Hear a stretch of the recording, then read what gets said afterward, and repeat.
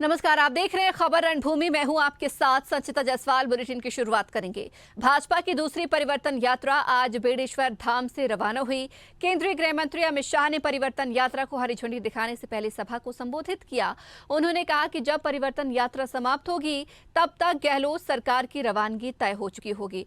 शाह ने कांग्रेस पर तुष्टीकरण का आरोप लगाते हुए कहा कि दंगा कराने वाली गहलोत सरकार को उखाड़ फेंकिए। कांग्रेस नेता सनातन धर्म को समाप्त करने की बात करते हैं। सनातन धर्म पर ये जितना बोलेंगे उतना कम होते जाएंगे। वहीं सभा में पूर्व सीएम वसुंधरा राजे ने गहलोत सरकार पर जमकर निशाना साधा। उन्होंने गहलोत सरकार की फ्री बिजली की घोषणा को निराधार बताते हुए कहा कि जब लोगों को गांव में बिजली मिल ही नहीं रही है तो फ्री करने का किसे और क्या फायदा होगा। उन्होंने प्रतापगढ़ में महिला को निर्वस्त्र कर घुमाने का मामला उठाते हुए कहा कि इस क्षेत्र को विकसित करने के लिए भाजपा की सरकार बनानी होगी। केंद्रीय गृह मंत्री अमित शाह ने सभा के बाद परिवर्तन यात्रा को रवाना किया। इस यात्रा के पहले दिन 115 किलोमीटर का सफर तय करने के बाद 84 विधानसभा क्षेत्र में रात्रि विश्राम होगा। बीजेपी इस यात्रा के माध्यम से आदिवासी अंचल की 28 सीटों को साधने का प्रयास करेगी। दावा किया जाता है कि वागड़ और मेवाड़ की इन सीटों पर जिस पार्टी ने भी जीत हासिल की, राजस्थान में उसी की सरकार बनी है।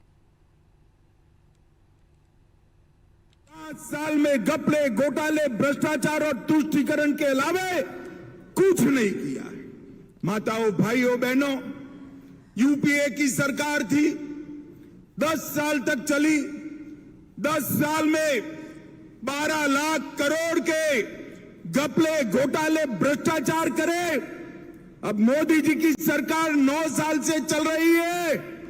आज भ्रष्टाचार छोड़ो, मोदी जी पर हमारे विरोधी भी भ्रष्टाचार का आरोप नहीं लगा सकते हैं, नहीं लगा सकते। और ये गहलोत साहब जो है ना, ये जादूगर, अच्छी अच्छी चीजें गुम कर देते। मैंने बचपन में कई जादू देखे हैं।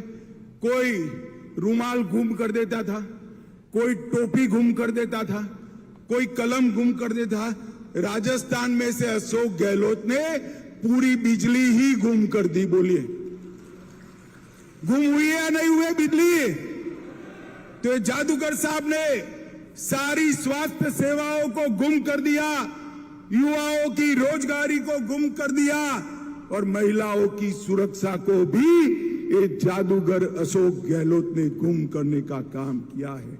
हमें खेल करने वाले जादूगर का काम नहीं है, लोगों के जीवन में परिवर्तन लाने वाले अच्छे मुख्यमंत्री।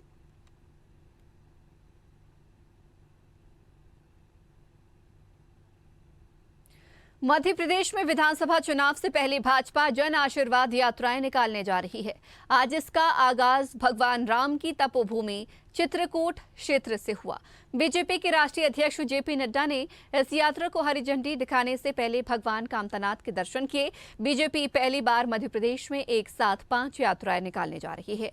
पहले चरण की यात्रा सतना जिले के चित्रकूट विधानसभा क्षेत्र के मजगवा के पास मेचकुरेन गांव से शुरू हुई। 17-18 दिन में ये यात्राएं 10,543 किलोमीटर की दूरी तय करेंगी। 25 सितंबर को भोपाल में कार्यकर्ता महाकुंभ के साथ इन यात्राओं का समापन होगा। इस दिन प्रधानमंत्री नरेंद्र मोदी भी भोपाल आ सकते हैं। सतना के चित्रकूट में जेपी नड्डा ने जन आशीर्वाद यात्रा को हरी झंडी दिखाई और सभा को संबोधित कर सनातन धर्म पर दिए गए उदयनिधि स्टालिन के बयान पर नाराज दिखे। उन्होंने इंडिया को एनडी कहते हुए घमंडिया गठबंधन बताया। उन्होंने कहा कि दुखी और आक्रोशित होकर ये बात कह रहा हूं कि ये घमंडिया और परिवारवादी गठबंधन हमारी संस्कृति, धर्म और संस्कारों पर बहुत गहरा आघात करने का प्रयास कर रहा है। इस गठबंधन का सबसे बड़ा और मजबूत घटक डीएमके है। इस दल के मुख्यमंत्री एमके स्टालिन का बेटा उदयनिधि स्टालिन सनातन धर्म को समाप्त करने का उद्घोष करता है। ये बात तब कही जब 3 दिन पहले मुंबई में बैठक कर ये गलबहियां कर अपनी रणनीति तैयार कर रहे थे। जेपी नड्डा ने आगे कहा, राहुल गांधी से पूछना चाहता हूं कि मोहब्बत की दुकान में हिंदू और सनातन धर्म के खिलाफ नफरत का सामान कहां और कैसे बिका? ये जहर आप पैदा कर रहे हैं। आपकी मोहब्बत की दुकान नफरत फैलाने वाला काम कर रही है। मध्य प्रदेश विधानसभा चुनाव की रणनीति और प्रत्याशी चयन को लेकर कांग्रेस ने तैयारी तेज कर दी। कांग्रेस की स्क्रीनिंग कमेटी भोपाल में टिकट वितरण को लेकर मंथन कर रही है। प्रदेश प्रभारी रणदीप सिंह सुरजेवाला एवं स्क्रीनिंग कमेटी के अध्यक्ष भंवर जितेंद्र सिंह प्रदेश के नेताओं के साथ गहन मनन चिंतन कर रहे हैं। 4 दिवसीय बैठक को लेकर कांग्रेस दफ्तर के बाहर भी प्रदेश भर के नेताओं का जमावड़ा है। इधर प्रदेश कांग्रेस कार्यालय में आज भी प्रत्याशियों को लेकर मैराथन बैठक में शामिल होने पहुंचे पीसीसी चीफ कमलनाथ ने कहा कि टिकट वितरण को लेकर सभी से चर्चा हो रही है। काम करने का सबका अपना तरीका होता है, जल्द लिस्ट फाइनल की जाएगी। वहीं कांग्रेस स्क्रीनिंग कमेटी के अध्यक्ष भंवर जितेंद्र सिंह ने बताया कि कल भी लगभग 14 घंटे बैठक कर स्क्रीनिंग का प्रोसेस किया है। जिला अध्यक्षों, प्रभारियों और जमीनी कार्यकर्ताओं के साथ चर्चा कर सुझाव लिए हैं। सुझावों को पटल पर रखकर प्रदेश के नेताओं के साथ विचार विमर्श किया जा रहा है। उन्होंने कहा कि जो कांग्रेस झंडा उठाकर चलता है उसके राय से टिकट बांटा जाएगा। बैठक में बहुत सारे सुझाव हमारे पास आए हैं, उसमें बाहरी व्यक्तित्व के साथ पूर्व चुनाव में हार चुके और निर्दलीय चुनाव लड़ने वाले प्रत्याशी को टिकट नहीं देने की बात कही गई है। वहीं स्कैनिंग कमेटी के अध्यक्ष ने भंवर जितेंद्र सिंह साफ कर दिया है कि कांग्रेस में इस बार प्रत्याशी की पैरासूट लैंडिंग नहीं करवाई जाएगी। पार्टी जिताऊ उम्मीदवार को चुनावी मैदान में उतारेगी। इसमें महिलाओं के साथ युवाओं और अलग अलग जातियों के लोगों को मौका मिलेगा।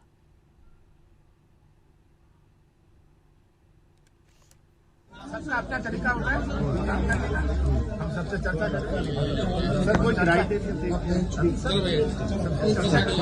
सर 14 घंटे हम कल बैठकर और ट्रेनिंग का प्रोसेस किया, जिसमें हम सभी माननीय जो हमारे जिलाध्यक्ष हैं, प्रभारी हैं, जो ग्रास रूट के अंदर जमीन पर काम करते हैं, उनसे बैठकर चर्चा हुई, उनके सुझाव लिए।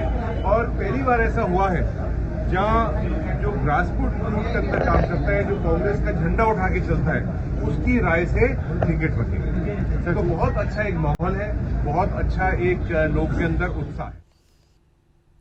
शनिवार रात को मुख्यमंत्री निवास पर सीएम अशोक गहलोत ने कानून व्यवस्था की समीक्षा बैठक की। बैठक में पुलिस महानिदेशक उमेश मिश्रा, प्रमुख शासन सचिव Grihanand Kumar, DG law and order Rajeev Kumar Sharma, ADG intelligence S Sengathir सहित वरिष्ठ अधिकारी उपस्थित रहे। बैठक में उन्होंने कहा कि प्रदेश में पीड़ितों को तुरंत न्याय उपलब्ध कराने के लिए फास्ट ट्रैक अदालतें खोलने के संबंध में केंद्र को प्रस्ताव भिजवाने के साथ ही राज्य स्तर पर भी उच्च न्यायालय से विमर्श कर फास्ट ट्रैक अदालतें खोलने के प्रयास किए जाएंगे।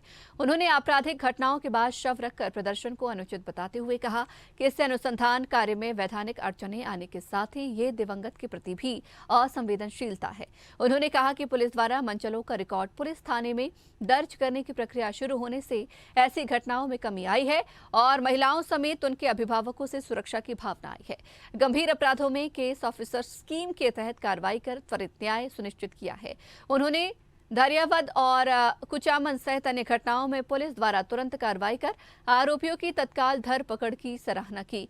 सीएम गहलोत ने कहा कि प्रदेश में कानून व्यवस्था की स्थिति को बेहतर बनाए रखने के साथ ही अपराधियों पर लगाम लगाने के लिए आदतन अपराधियों, जघन्य अपराधों में लिप्त अपराधियों, मादक पदार्थों के तस्करों आदि पर कड़ा प्रहार किया जाए।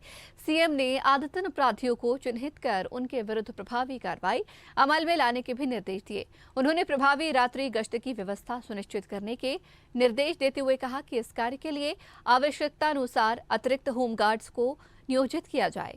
उन्होंने नव सृजित जिलों सहित अन्य जिलों में रिक्त पुलिस की नफरी को ध्यान में रखते हुए कानून व्यवस्था संधारण के लिए होमगार्ड्स नियोजित करने के निर्देश दिए। साथ ही सीएम ने सीमावर्ती क्षेत्रों में अतिरिक्त 112 वाहन भी नियोजित करने के निर्देश दिए। आम आदमी पार्टी ने राजस्थान में अपना चुनावी अभियान तेज कर दिया है। पार्टी के राष्ट्रीय संयोजक एवं दिल्ली के मुख्यमंत्री अरविंद केजरीवाल 4 सितंबर को जयपुर में टाउन हॉल कार्यक्रम में हिस्सा लेने आ रहे हैं। उनके साथ पंजाब के मुख्यमंत्री भगवंत मान भी रहेंगे। जयपुर के प्रतापनगर स्थित एक ऑडिटोरियम में केजरीवाल प्रदेश की जनता को गारंटियां देंगे। पार्टी के प्रदेश अध्यक्ष नवीन पालीवाल ने बताया कि छत्तीसगढ़ और मध्य प्रदेश के बाद केजरीवाल और मान राजस्थान में टाउन हॉल कार्यक्रम में हिस्सा लेने आ रहे हैं। कार्यक्रम की सभी तैयारियां लगभग पूरी हो चुकी हैं। पार्टी के पदाधिकारियों से लेकर छोटे कार्यकर्ताओं में कार्यक्रम को लेकर काफी उत्साह है। पंजाब रंगला पंजाब बनाने वाले मुख्यमंत्री भगवंत मान जी 4 सितंबर सोमवार को Nirmala auditorium Rawat public school Pratapnagar Jaipur में पधार रहे हैं। बदलाव की इस लड़ाई में आप सभी भागीदार बने।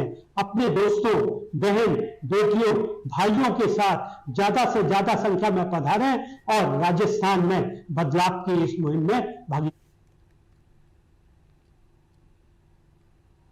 चित्रकूट स्थित कामतगिरी पूर्वी प्राचीन मुखारविंद मंदिर दर्शन करने पहुंचे मध्य प्रदेश के गृह मंत्री डॉक्टर नरोत्तम मिश्रा ने मंदिर में की पूजा अर्चना करने के साथ ही कामतगिरी की परिक्रमा लगाई। भाजपा की जन आशीर्वाद यात्रा, मंत्री मिश्रा ने कहा कि चित्रकूट से ओरछा तक जाएगी यात्रा और भोपाल में 25 सितंबर को समाप्त होगी।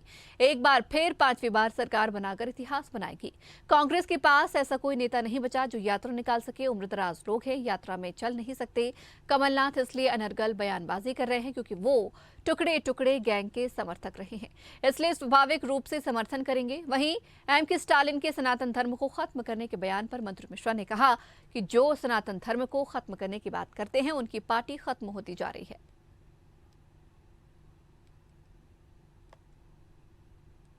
भगवान कामतानाथ के दर्शन करने आता रहा हूँ, कामतगिरी की परिक्रमा करने आता रहा हूँ। आज हमारे राष्ट्रीय अध्यक्ष, विश्व की सबसे बड़ी पार्टी के राष्ट्रीय अध्यक्ष अमित शाह जी जन आशीर्वाद यात्रा का शुभारंभ यहाँ कर रहे हैं। ओरछा तक ये यात्रा पहली वाली जा रही है। समापन भोपाल में होगा 25 तारीख को। बनवासी राम से राम राजा सरकार तक जा रही है। ये अपने आप में अद्भुत यात्रा है और भारतीय जनता पार्टी भी इस यात्रा के बाद में सरकार बनाने, इतिहास बनाने जाएगी। 5वीं बार सरकार बने। मध्य प्रदेश में होने वाले विधानसभा चुनाव से पहले बीजेपी एक बार फिर जन आशीर्वाद यात्रा निकालने जा रही है। इस बीच प्रदेश में आरोप प्रत्यारोप का दौर शुरू हो गया है। पूर्व मंत्री जीतू पटवारी ने जन आशीर्वाद यात्रा को लेकर बीजेपी पर जमकर निशाना साधा। जीतू पटवारी ने कहा कि समझ नहीं आ रहा कि किस बात का आशीर्वाद मांगने मुख्यमंत्री जा रहे हैं। जीतू पटवारी ने सवाल खड़े करते हुए कहा कि क्या सीएम इस बात का आशीर्वाद मांगने जा रहे हैं कि हमने सबसे बड़ा बेरोजगार, कर्जदार और भ्रष्टाचारी प्रदेश बना दिया। जीतू पटवारी ने आगे कहा कि सबसे ज्यादा अत्याचार महिलाओं के साथ प्रदेश में हो रहा है। सबसे ज्यादा कर्जदार किसान मध्य प्रदेश में हैं। उन्होंने कहा कि बीजेपी सरकार ने मध्य प्रदेश को तंगाल और बर्बाद करने का काम किया है। क्या वो इस बात का जन आशीर्वाद जनता से मांगने जा रहे हैं? जीतू पटवारी ने कहा कि बीजेपी को सीएम शिवराज के चेहरे पर यकीन नहीं है। पार्टी आपको आशीर्वाद नहीं देना चाहती तो फिर जनता आपको आशीर्वाद क्यों दे? सीएम शिवराज को जन आशीर्वाद यात्रा की जगह माफी यात्रा निकालनी चाहिए। इस बार जनता कांग्रेस और राहुल गांधी के विचारों को आशीर्वाद देगी।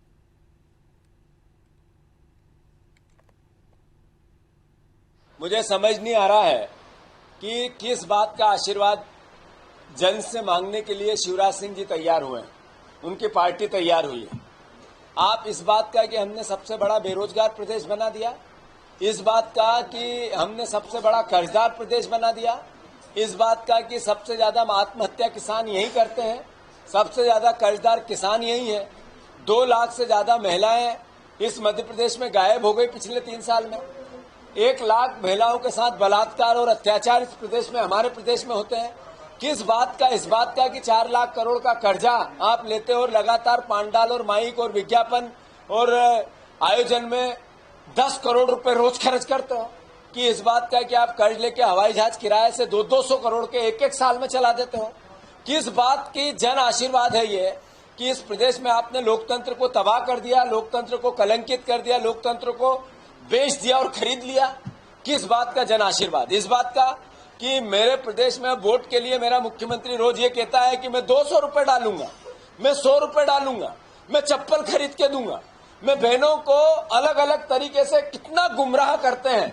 इस बात का जन आशीर्वाद मांगना चाहते हैं या इस बात का जन आशीर्वाद मांगना चाहते हैं शिवराज जी आप कि आप में से बीजेपी को भरोसा नहीं रहा? मैं अमित शाह यहाँ आए तो उन्होंने कहा कि हमारी पार्टी का अगला चेहरा कौन होगा? नरेंद्र मोदी होंगे, शिवराज नहीं होगा। तो फिर आपको आशीर्वाद किस बात का? जब आपके नेता, आपकी पार्टी, आपका विचार नरेंद्र मोदी, नड्डा जी आपको आशीर्वाद नहीं देना चाहते तो जनता कैसे दे? भाजपा की जन आशीर्वाद यात्रा पर कांग्रेस प्रवक्ता के मिश्रा ने कड़ी प्रतिक्रिया दी है। मिश्रा का कहना है कि भाजपा अपने कार्यकर्ताओं का मनोबल बढ़ाने के लिए जन आशीर्वाद यात्राएं निकाल रही है। कांग्रेस पार्टी आज एमपी में मजबूत हो रही है, जो भाजपा कांग्रेस मुक्त होने का नारा दे रही थी, वहीं आज एमपी भाजपा मुक्त होने जा रहा है। आने वाले दिनों में भाजपा की दो बड़े नेता भाजपा कार्यालय में अकेले बैठे नजर आएंगे। उनका मनोबल लगभग टूट चुका है कि कांग्रेस पार्टी मजबूत हो रही है और भाजपा खत्म हो रही है, तो वो अपने कार्यकर्ताओं का मनोबल बनाने के लिए झूठ बोल रहे हैं। जन आशीर्वाद यात्रा निकालने वाले हैं कल से, मगर जन अब अपना मन बना चुका है कि हमें भाजपा की राजनीतिक शव यात्रा निकालनी है। और जो भारतीय जनता पार्टी ने 5 साल पहले कांग्रेस मुक्त होने का नारा दिया था, 5 साल में ही उस भारतीय जनता पार्टी की कलाई इस तरह खुल गई है कि 2023 के चुनाव में मध्य प्रदेश भाजपा मुक्त हो जाएगा। और जिस तरह कांग्रेस में भारतीय जनता पार्टी के शीर्ष नेता प्रवेश कर रहे हैं, कुछ को तो भाजपा के मार्गदर्शक मंडल ने अडवाणी जी और मुरली मनोहर जोशी जी बना दिया है। मध्य प्रदेश में भी जिन्होंने भारतीय जनता पार्टी की बुनियाद रखी थी, वो लोग आज उपेक्षित हैं और कांग्रेस का दामन थाम चुके हैं। चुनाव तक भारतीय जनता पार्टी के दफ्तर में सिर्फ वीडी शर्मा जी और मुख्यमंत्री शिवराज सिंह चौहान ही बैठे मिलेंगे, आपको पूरी खाली हो जाएगी। उनका मनो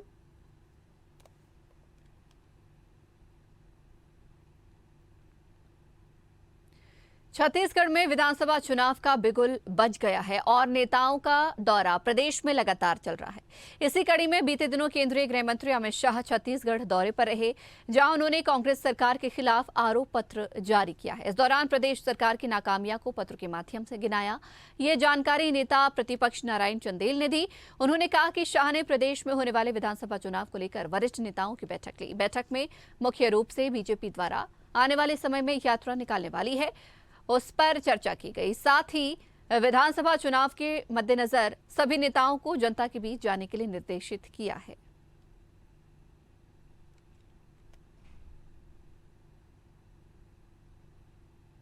यात्रा तो निकलती है, जब सत्ता में थे तो विकास यात्रा निकलती थी। 2003 में जब हम विपक्ष में थे, उस समय परिवर्तन यात्रा निकाले थे, और अभी भी हम यात्रा निकाल रहे हैं। देखिए, अमित शाह जी हमारे बहुत वरिष्ठ नेता हैं, अनुभवी नेता हैं, उनका मार्गदर्शन मिलता है। अब उसको कांग्रेस के प्रवक्ता किस नजरिए से देखते हैं, कौन सा नंबर का चश्मा लगा करके देखते हैं, वो जाने।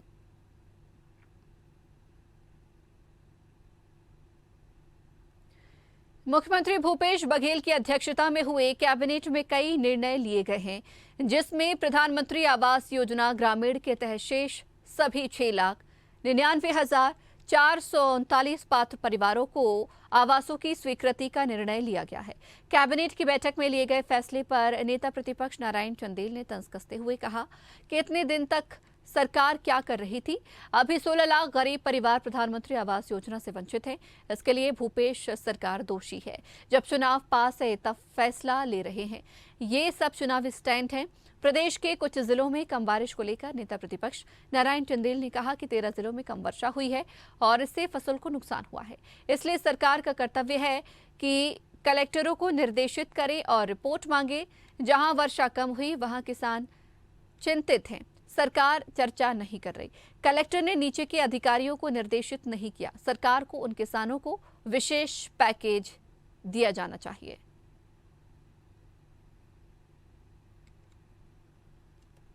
इतने दिन तक सरकार क्या कर रही थी छत्तीसगढ़? आज 16 लाख गरीब आदमी छत्तीसगढ़ की भूपेश सरकार के कारण, यहाँ की सरकार ने अपना मैचिंग ग्रांट नहीं दिया, अपना अंशदान नहीं दिया, अपना हिस्सा नहीं दिया। 16 लाख गरीब परिवार प्रधानमंत्री आवास से वंचित हैं इस छत्तीसगढ़ प्रदेश में। अब जब चुनाव को जुम्मे कुछ दिन बचे हैं, तब वो कैबिनेट में फैसला ले रहे हैं। पहले फैसला लेने से कौन रोका था उनको? ये मात्र चुनावी स्टंट है। करीब 13 जिलों में कम वर्षा हुई है औसत से। वर्षा काल भी करीब करीब समाप्ति पे, और कम वर्षा से उन 13 जिलों में फसल कम हुई है।